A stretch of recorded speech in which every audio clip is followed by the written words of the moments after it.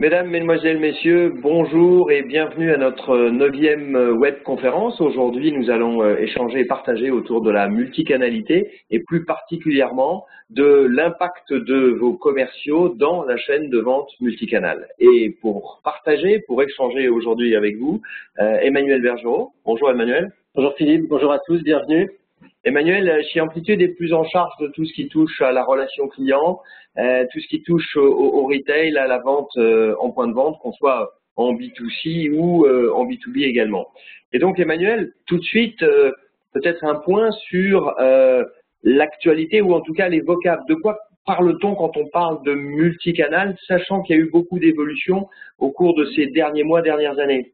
Oui, alors effectivement, et y compris dans l'invitation pour cette webconférence, on parlait de multicanalité. Le multicanalité, c'est le début de ce qu'on a vu apparaître et on va le voir très vite à travers la cross-canalité, à travers d'autres offres, que ça a beaucoup évolué. Multicanalité, finalement, c'est ce qui s'est passé il y a déjà quelques années et je vais prendre l'exemple de Nespresso qui l'a très bien porté. Nespresso, très très vite, s'est rendu compte que entre le consommateur qui se rendait dans les boutiques Nespresso, celui qui sollicitait l'enseigne via le téléphone, celui qui les sollicitait via le web, voire via le smartphone, on avait des attentes qui étaient différentes, des besoins qui étaient différents, et donc il fallait offrir à chacune de ces enseignes des offres différentes. Et donc très vite, Nespresso a commencé à faire des offres produits, des offres tarifaires qui étaient différentes, et un client qui allait exclusivement en boutique n'avait pas forcément accès aux mêmes informations ou aux mêmes offres que celui qui allait sur le site web, qui allait avec son smartphone ou qui appelait le service consommateur. Donc multicanalité, cette première offre, cette première technologie, on a mis côte à côte différents canaux et en apportant différentes solutions qui étaient complètement différenciantes aux consommateurs. Ça, c'est la première offre. Très vite, des enseignes se sont rendues compte que le consommateur passait d'une offre à l'autre et qu'on ne pouvait pas segmenter ou en tout cas séparer autant ces offres. Et on a vu une première évolution qu'on a appelée le cross-canal, le fait de croiser ces différents canaux. Je prends l'exemple qu'on a tous vécu, qu'on va vivre pendant les fêtes.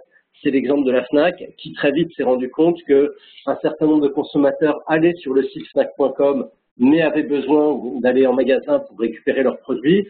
Ou au contraire, on l'a vu dans certains centres commerciaux, par exemple à La Défense, avec beaucoup de consommateurs qui allaient entre midi et 2 dans les magasins et qui souhaitaient recevoir les produits à domicile. Et donc, il a fallu croiser ces canaux pour qu'un consommateur puisse initier son acte d'achat sur un canal, puisse le prolonger sur un autre canal. L'exemple de la Fnac, c'est un exemple au niveau des particuliers. On l'a vu aussi et on le voit encore avec un client d'Amplitude spécialiste des composants électroniques qui nous disait il y a peu de temps que plus de 70% aujourd'hui de ces clients initient leur acte d'achat en allant sur le site web de l'enseigne, puis contactent le service commercial pour finaliser l'achat, mais en ayant déjà un niveau d'information qui est équivalent, voire supérieur à celui de leurs interlocuteurs. Donc ça, c'est cross-canal, deuxième niveau, deuxième adaptation qu'on a vue. Et puis, troisième évolution, et c'est celle finalement qu'on va voir se développer en 2016, qui a été initiée en 2015, mais qui va encore s'accélérer, c'est l'omnicanalité. L'idée de l'omnicanalité, c'est d'oublier complètement le canal sur lequel on est et de mixer, ou en tout cas de se concentrer exclusivement sur ce que va vivre le consommateur. Je vais prendre là aussi l'exemple d'une enseigne que la majorité d'entre nous connaissons, c'est l'exemple de Sephora. Pendant des années, Sephora a structuré son offre autour de magasins qui faisaient 400 mètres carrés minimum, 1200 mètres carrés sur les Champs-Élysées, avec un assortiment d'environ 14 000 références. Le choix de Sephora sur cette fin d'année 2015 a été de dire on doit, pour se développer, ouvrir des magasins plus petits tout en gardant le même nombre de références. Donc, diviser la surface des magasins, passer de 400 à 100 mètres carrés, mais pouvoir continuer à offrir aux consommateurs les 14 000 références qu'on avait l'habitude de trouver en magasin. Et donc, la solution qui a été adoptée, c'est de dire qu'aujourd'hui, quand un consommateur va rentrer dans ces nouveaux concepts de magasins, on va lui proposer finalement deux paniers, un panier virtuel et un panier physique. Il va être conseillé, il va être enseigné par des conseillères beauté exactement tel qu'il l'était quand il allait dans un magasin traditionnel. Et c'est juste à l'issue de son achat, au moment de concrétiser son acte d'achat, on va lui dire, vous allez pouvoir récupérer immédiatement une partie de la marchandise, l'autre partie de la marchandise arrivera dans votre boîte aux lettres demain matin. Donc, on a gardé le nombre de références, mais on a divisé par 4 la surface des magasins. Et effectivement, cette omnicanalité, on la voit de plus en plus, on va continuer de la voir apparaître. Avec une précision, c'est que les deux premiers sujets, le cross-canal et le multicanal, on avait et on rencontrait dans les équipes et sur le terrain une opposition fréquente entre le site internet de l'entreprise et les points de vente distribution qui parfois se faisaient concurrence. Et on voit bien là à travers l'omnicanal que aujourd'hui cette réflexion est complètement dépassée et on sait bien que une enseigne a besoin d'être présent intelligemment sur le site internet, mais également a besoin d'être présent en point de vente. Et c'est là où on va voir dans quelques minutes l'importance du rôle du vendeur, mais en tout état de cause, ce qui a changé, c'est cette opposition qui pouvait être sentie, vécue par les équipes terrain, qui aujourd'hui n'a plus lieu d'être, et c'est au contraire une complémentarité, 1 plus 1 devant faire 3. Alors, on a là, Emmanuel, une synthèse des différentes synergies possibles entre les différents médias qui existent. Une synthèse, et finalement dans ce document où on voit 3 colonnes, ces 3 colonnes petit à petit vont avoir tendance à disparaître. Les catalogues, on le voit bien, ont en grande majorité disparu. Les sites marchands, les magasins physiques restent encore aujourd'hui 2 canaux différents, mais à travers tout ce qu'on a dit, cette notion de catalogue physique, de site marchand, de magasins physiques vont disparaître puisque l'utilisateur vient en point de vente avec son smartphone, retourne chez lui avec des informations qu'il a récupérées en magasin. Donc aujourd'hui, c'est bien ça qui va changer. Et quand on dit que c'est ça qui va changer, et d'où l'importance du rôle du vendeur, c'est qu'est-ce qu'on va pouvoir offrir aux consommateurs, qu'est-ce qu'il va y avoir de différent entre ces canaux à distance et ces canaux en face à face. Alors, omnicanal B2B ou B2C, la notion d'expérience vécue du consommateur, qu'est-ce que ça veut dire? Comment ça se traduit? En fait, ça se traduit par une omniprésence, mais surtout, ça se traduit par un retour sur les basiques de la vente, les basiques de la relation client, à travers une expérience basée uniquement sur le plaisir d'achat, sur lequel on reviendra tout à l'heure, et en tout cas basé sur ce que va vivre le consommateur. L'objectif, c'est vraiment à tout prix qu'aujourd'hui, le consommateur n'ait plus à choisir, qu'il ait juste à vivre son acte d'achat, son acte d'information, sans avoir à choisir le canal sur lequel il va passer. Alors, quelques tendances et quelques perspectives. Enjeu 2016, transfert des ventes à logique de complémentarité, avec un exemple concret récent d'ailleurs de Bouygues Télécom. Oui, Bouygues Télécom, donc dont on a beaucoup parlé ces dernières semaines, le choix, ou en tout cas la position de Bouygues Télécom a été de dire pendant plusieurs années, depuis que Bouygues Télécom est apparu, le choix qu'avaient les consommateurs, c'était de dire est-ce que je décide de m'informer en point de vente dans les clubs Bouygues Télécom? Est-ce que je décide de m'informer sur Internet? Est-ce que je décide de m'informer via le service client? Et finalement, quelle que soit la source d'information qui était choisie par le consommateur, il était obligé de recommencer ses explications, de recommencer ses demandes d'information quand il changeait de canal. Depuis début novembre, Bouygues Télécom a mis en place un nouveau système, a déployé un nouveau outil CRM qui va permettre d'offrir une relation ultra personnalisée au consommateur, c'est-à-dire qu'un consommateur pourra initier sa recherche d'informations sur un forfait, sur une offre, sur un mobile en allant sur Internet, pourra appeler le service client qui aura déjà l'historique de cette recherche d'informations et donc qui pourra compléter ce qui a été dit. Et quand le consommateur se rendra en boutique dans un club Bouygues Télécom, on sera sur l'aboutissement, c'est-à-dire que le vendeur connaîtra déjà toutes les informations qui auront été données à son client et le vendeur n'aura qu'à compléter plutôt que de repartir de zéro. Donc ça, cette première logique qui va consister à ne plus passer d'un canal à l'autre, mais à jouer sur cette complémentarité, c'est un des enjeux qui a été initié en 2015 et qui va très très fortement se développer en 2016, encore une fois, grâce aux équipes présentes en point de vente, donc grâce aux commerciaux présents en point de vente.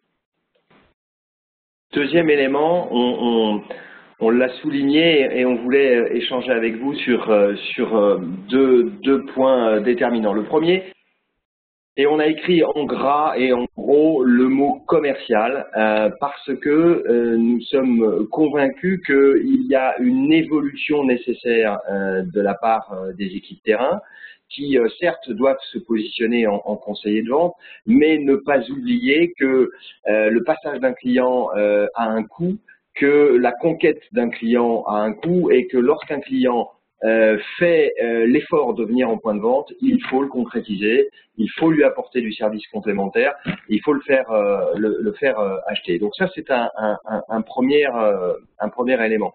Et puis le deuxième élément, c'est certainement le plus essentiel, c'est que vous pouvez avoir toutes les meilleures politiques de communication au monde, des investissements marketing. Tu parlais tout à l'heure du CRM qu'a mis en place Bouygues Télécom avec des investissements considérables. Si sur le point de vente, vos commerciaux, vos conseillers de vente n'ont pas une intelligence, une empathie, une capacité à rassurer, à donner envie, à convaincre, eh bien, vous pourriez avoir le meilleur CRM du monde, la plus belle ILV, plus belle PLV, ça ne fonctionnera pas. Donc, deux dimensions. Un, vos équipes terrain sont absolument déterminantes dans vos points de vente. Elles sont là pour renforcer, pour optimiser vos investissements marketing. Et deuxième élément, vos conseillers de vente doivent avant tout être des vendeurs. Voilà les deux points forts sur lesquels on voulait revenir et partager.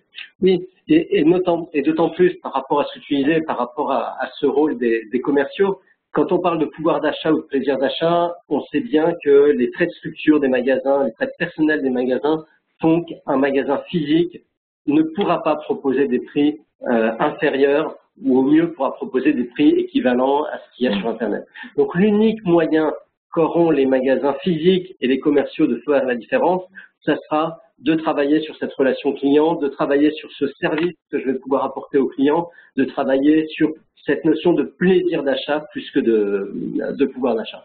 Et l'autre élément, pour compléter ce que tu disais par rapport à cette notion de commerciaux mais conseillers de vente, c'est l'exemple qu'on est en train de vivre avec le rapprochement entre Fnac et Darty. Pendant des années, ce qui a fait le succès de la Fnac, c'était la notion de conseil qu'on pouvait avoir avec des passionnés de produits qui pouvaient passer des heures et des heures à renseigner un consommateur. À côté de ça, on avait la force des vendeurs Fnac qui étaient des vrais commerciaux, des vendeurs Darty qui étaient des vrais commerciaux qui avaient la capacité à transformer l'acte d'achat. Et finalement, aujourd'hui, en rapprochant Fnac et Darty, on va pouvoir, dans le scénario idéal, retrouver la qualité du conseil et en plus la volonté d'amener le client à bénéficier tout de suite de son produit grâce à l'achat immédiat en magasin. Donc on est bien sur ces évolutions et ces enjeux forts de conseiller, de vendre en même temps et de travailler sur le plaisir d'achat en 2016.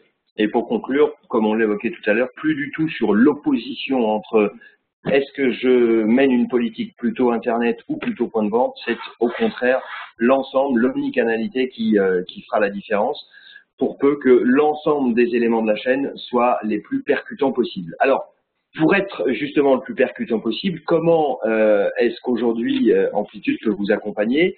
Quelles sont les solutions qui vont permettre à vos équipes terrain d'être plus en pointe? Deux éléments que nous souhaitions partager avec vous aujourd'hui. Le premier, Mystery Learning, qui est un mix de pratiques existantes, mais que nous avons, je dirais, mis en œuvre de façon tout à fait particulière, Emmanuel. Oui, en fait, Mystery Learning, on est allé chercher les pratiques qui existaient en regardant ce qu'elles avaient de vertueux, de positif, et en regardant s'il y avait des choses à améliorer. Je vais prendre deux éléments sur lesquels on s'est appuyé. Première approche, l'approche du client mystère, que la majorité d'entre vous, la majorité des enseignes présentes aujourd'hui ont déjà mis en œuvre. L'énorme avantage du client mystère, c'est d'avoir une cartographie de ce qui se passe en magasin, des bonnes pratiques qui ont été observées, et puis aussi des axes d'amélioration, des choses qui peuvent être optimisées. L'inconvénient qu'on voit malgré tout à ce type d'approche, approche du client mystère, c'est que en général, entre le moment où l'observateur passe en magasin, le moment où il fait sa synthèse et le moment où il y a une répercussion au niveau des équipes magasins, il peut se passer un laps de temps relativement important et donc le retour ou en tout cas la pertinence du commentaire est parfois un peu perdu. L'autre approche sur laquelle on s'est appuyé, c'est l'approche du coaching. Là aussi, la majorité d'entre nous, la majorité d'entre vous ont vécu des approches de coaching avec un manager, un consultant externe, un responsable de rayon, un responsable régional qui vient, qui observe un collaborateur et qui débriefe. L'énorme avantage, c'est qu'on s'appuie sur des éléments concrets qui ont été observés. L'inconvénient, c'est que quand j'ai mon manager qui est derrière moi, dans le pire des cas, je perds mes moyens et donc je suis plus naturel et donc les conseils, en tout cas, ne sont pas forcément complètement adaptés. Dans l'autre scénario, je surjoue la situation et donc là aussi, ce que je vais mettre en œuvre n'est pas complètement le reflet de la réalité. L'approche Mystery Learning, finalement, on a pris un mix de ce qui nous plaisait dans ces deux premières approches en essayant de supprimer au maximum les points qui nous paraissaient négatifs. Et donc, dans le Mystery Learning, ce qu'on va vous proposer, qu'on va voir dans la page suivante, c'est d'intervenir en magasin d'abord en qualité de consommateur, de vivre une expérience client, d'aller jusqu'à un acte d'achat dans certains cas, de ressortir du point de vente, et puis immédiatement après avoir fait ça, on va revenir et se présenter auprès des équipes pour travailler en s'appuyant exclusivement sur la perception client et du regard client sur, en tant que consommateur, voilà ce que j'ai vécu, voilà ce que j'ai apprécié dans votre enseigne, mais voilà aussi, voilà ce que j'ai pas aimé, voilà ce qui fait que je ne me serais pas décidé aujourd'hui, ou voilà ce qui fait que je serais allé acheter chez un concurrent. Et donc, en travaillant sur cette perception client, ça va permettre de mettre en œuvre des plans d'action hyper opérationnels, hyper pragmatiques, que chaque collaborateur va pouvoir mettre en œuvre immédiatement. Et donc, on va travailler sur des plans d'action individuels, sur des plans d'action magasins, voire sur des plans d'action régionaux. L'avantage d'une approche comme celle-ci, on parle souvent du retour sur investissement quand on fait de la formation, on est capable d'identifier immédiatement le retour sur investissement avec une telle approche formation. Donc voilà un exemple d'approche qu'on peut mettre en œuvre et qu'on a mis en œuvre dans un certain nombre d'enseignes chez Amplitude. Alors, il y a une question qui vient d'arriver par le chat qui, en substance, je résume, est sur la taille minimum des magasins pour réaliser une opération de Mystery Learning. Est-ce qu'il y a une taille minimum de magasin? Alors, plutôt que de répondre à cette question directement, je vais y répondre à travers deux exemples. On accompagne des magasins qui ont 1, 2, 3 collaborateurs. Je pense notamment à une enseigne d'optique, donc des petits magasins, où là, on peut mettre en œuvre une stratégie de Mystery Learning en travaillant en amont avec le responsable du magasin sur des profils clients, sur les concurrents qui sont présents dans la zone de chalandise. Donc, ça peut marcher avec des tout petits magasins. À l'opposé, on travaille avec des enseignes dans l'habillement. Je pense notamment à une enseigne qui a des magasins qui font entre 2500 et 3500 mètres carrés, qui ont entre 8 et 20 collaborateurs. Et là aussi, on va pouvoir mettre en place cette approche du Mystery Learning en travaillant sur des plans d'action différents, en travaillant sur des scénarios clients différents. Mais donc, pour répondre à la question, ou en tout cas pour ne pas répondre à la question, on peut s'adapter à des toutes petites structures comme à des très très grosses structures. Et le Mystery Learning, dans les deux cas, va être parfaitement adapté à ces canaux de distribution. Alors, on sait que parfois, les visites mystères sont pas toujours bien vécues par les partenaires sociaux ou par les équipes terrain. Comment est-ce qu'est vécu le Mystery Learning, puisque on en a réalisé dans des grandes enseignes, dans des magasins plus petits. L'expérience que tu as menée, les expériences que tu as menées disent quoi en matière de retour participants, ou en tout cas bénéficiaires? L'énorme avantage de l'approche Mystery Learning et ce qui fait qu'on a toujours eu des retours bienveillants, aussi bien lorsqu'on présentait le dispositif que lorsqu'on le mettait en œuvre dans les points de vente, c'est qu'on ne travaille pas sur un jugement de ce qui est bien ou pas bien fait, on travaille sur de la perception client. Et donc, en s'appuyant sur, en tant que consommateur, voilà ce que j'ai apprécié, voilà ce que j'ai moins apprécié, les collaborateurs tout d'un coup ne se sentent plus jugés, mais se sentent accompagnés dans leur acte de vente, dans la façon qu'ils vont avoir d'apporter des solutions les plus adaptées aux consommateurs. Et donc, c'est pour ça que, aussi bien au niveau des directions des magasins, au niveau des partenaires sociaux, au niveau des collaborateurs qui vivent le Mystery Learning, on a toujours eu que des retours extrêmement positifs et une adhésion complète des équipes. Quelle durée entre le moment où on lance le dispositif et le moment où les premiers retours terrain apparaissent? Alors là, j'allais dire du matin pour l'après-midi ou du jour pour le lendemain, puisqu'on est sur des plans d'action et individuels et très opérationnels. un élément sur lequel on a travaillé doit être mesuré immédiatement. Et donc, je vais rester sur l'exemple des enseignes de vêtements dont on parlait. Les indicateurs qu'ils utilisent sont essentiellement le montant du panier moyen, le nombre d'articles dans le panier et le taux de transformation. Et ça, c'est des indicateurs qui sont mesurés dans ces enseignes quasiment heure par heure. Donc, on peut mesurer immédiatement quel est l'impact de l'action de formation dans le magasin. Merci Emmanuel pour cette présentation du Mystery Learning. Autre élément que nous pouvons mettre à votre disposition, les journées de la réussite qui peuvent, on parlait du retail, être mises en œuvre dans le cadre d'opérations de retail, mais que l'on peut également mettre en œuvre dans le cadre d'opérations B2B sur des plateformes téléphoniques par exemple. Je vais vous donner deux exemples. Dans le retail, les mobilisations d'équipes, elles vont être liées à lancement d'un nouveau produit, elles peuvent être liées à l'arrivée d'un nouveau concurrent ou à un point de vente qui est en difficulté. Et là, ce que nous réalisons, c'est en amont un travail qui est co-brandé, co-travaillé, co-réalisé avec le management des équipes. Pourquoi?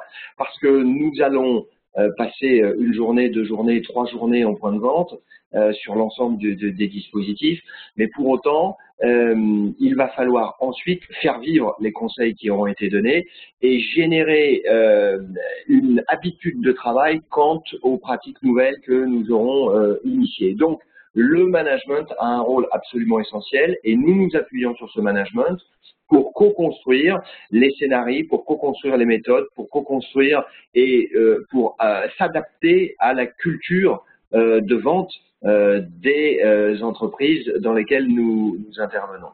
Donc, une fois ce travail de préparation et de coordination réalisé, eh bien, nous allons en point de vente et là, nous faisons du coaching opérationnel du patron de magasin. Nous intervenons auprès des vendeurs d'abord en observation puis en débriefing et beaucoup de formations flash qui sont réalisées. Formation flash, je retire le vendeur après l'avoir observé pendant quelques minutes dans un coin du magasin. Je reviens sur les éléments que j'ai pu observer sur lesquels je souhaite travailler, comme par exemple l'accueil client, comme par exemple la remise du produit au client, comme par exemple l'utilisation de la PLV ou de l'ILV dans le cadre d'une politique de promotion et les conseils sont donnés, des objectifs sont fixés et ensuite on va passer à un deuxième, un troisième, un quatrième vendeur. Fin de journée, on fait un bilan, on se fait une réunion, on revient sur les éléments, on revient sur des objectifs qui sont chiffrés et ces objectifs seront ensuite suivis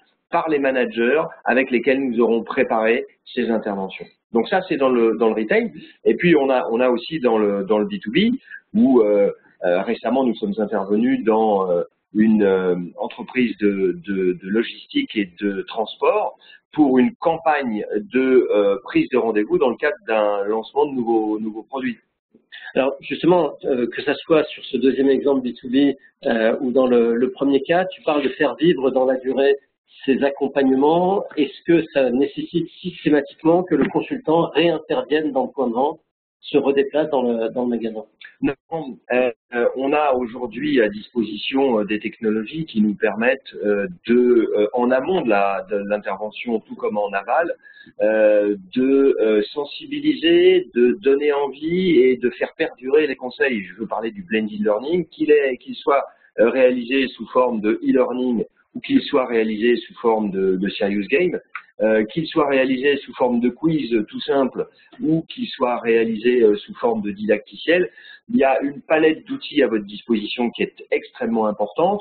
Tout va dépendre du niveau de culture commerciale des équipes, du niveau de culture digitale des équipes. Et puis, est-ce qu'en point de vente, il y a ou pas la possibilité de s'isoler? Est-ce qu'en point de vente, il y a ou pas une connexion Internet? Donc, autant de questions à se poser qui vont nous permettre de vous donner les meilleurs outils pour et tu as raison de le préciser, faire vivre en amont, faire vivre en aval les dispositifs d'accompagnement journée de la réussite. Donc c'est essentiel. Alors, on arrive à la fin de nos échanges autour de ce multicanal. La conclusion et le message principal que tu aimerais que nos nombreux participants retiennent, quelle serait-elle? Pour moi, s'il y a bien un message à retenir, c'est alors qu'on a jamais été autant digitalisé ou en tout cas outillé. La place des commerciaux est toujours aussi indispensable et voire peut-être même encore plus indispensable que jamais. À une réserve près, c'est que les commerciaux travaillent exclusivement sur la valeur ajoutée qu'ils vont apporter et je pense notamment à la place du service, la place du conseil qui va permettre de transformer le prospect en client et de le transformer dans leur point de vente et non pas d'être là uniquement pour le renseigner afin qu'il aille concrétiser son achat ailleurs. Donc, plus que jamais, les commerciaux ont un rôle à jouer en 2016 dans l'acte d'achat des consommateurs. Merci Emmanuel. Vous précisez donc que notre prochaine webconférence traitera de la qualité de vie au travail et de retour sur investissement. C'est un sujet extrêmement prégnant et aujourd'hui il y a déjà plus de 30 participants qui ont répondu alors que nous avons fait partir le mail il y a seulement quelques jours. Donc conférence très intéressante, je vous invite à y participer, 14 janvier de 11h30 à 12h. Vous précisez enfin que si vous souhaitez avoir des informations complémentaires, vous avez nos coordonnées qui s'affichent, y compris sur Twitter si vous voulez nous suivre. Merci de votre très nombreuse participation et puis nous vous donnons rendez-vous dans quelques jours et surtout nous vous souhaitons de très belles fêtes de fin d'année. Merci à vous, à bientôt. Merci, au revoir et à bientôt.